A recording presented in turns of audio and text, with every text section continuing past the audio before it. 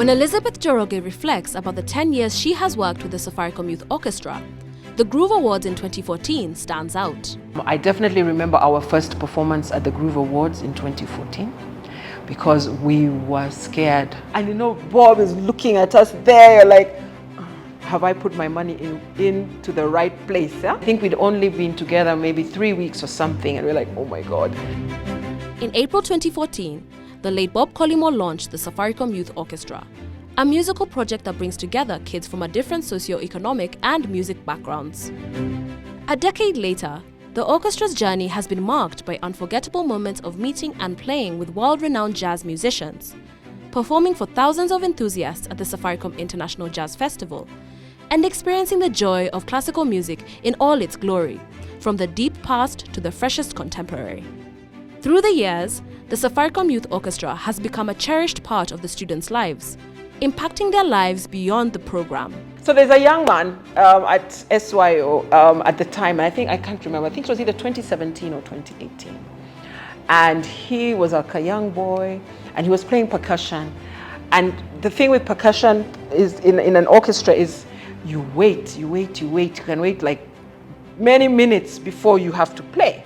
But the problem is because percussion is so loud, if you play it at the wrong time, everybody hears. So you've been waiting, you're on bar 182, 83, 85 is coming, and then you play the wrong thing. Everyone remembers that. So there's this one boy, it was his percussion, and we were practicing for the jazz festival, and he made a mistake, and he hit the cymbals at the wrong, and he got these daggers from the director. And he was so distraught, he was crying, he was so upset. And I remember Bob went to talk to him and to tell him, you know what, it will be fine. You're crying because you care so much, and that's a good thing. So he really talked to him. So and this was during rehearsal, right? So when the performance came, and then when he hit the cymbals, he did it right, and Bob was there cheering him on. And that was such a special moment. But today, he's long graduated, but now today he's a young man, and he is now a teacher at Pembroke School. In the 10-year journey, one of Elizabeth's great privileges has been witnessing the students' growth in their musical abilities. To see a kid come in very shy, overwhelmed by all these other kids, and they always say, oh my God, they play so well and I don't play so good. And then to see them when they're graduating and they're confident, and usually the way you sit in an orchestra, the ones at the back are the weaker players, and as you move forward, you get stronger. It's called moving up the desks. And so to see somebody at the back desk coming up to the front is so great. The students at SYO have made beautiful music together and made great strides in fulfilling their musical dreams, all while contributing to the country's classical musical scene.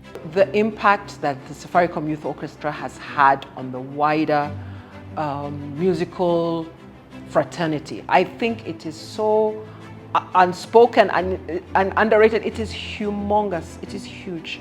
That if you go to SYO alumni, a lot of the kids who are, studying music abroad, the ones who are in their early 20s, a lot of them are Safaricom Youth Orchestra alumni.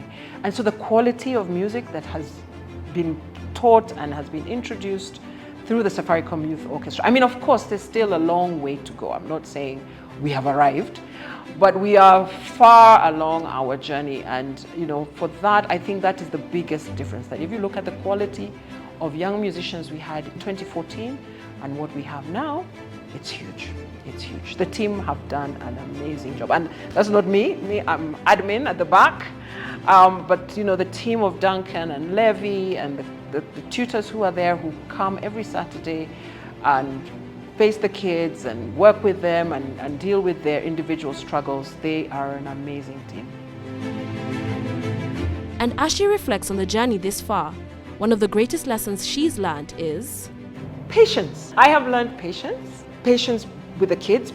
Patience when you'd like more resources and they're not available, and so you have to work with what you have and trust that it will be okay.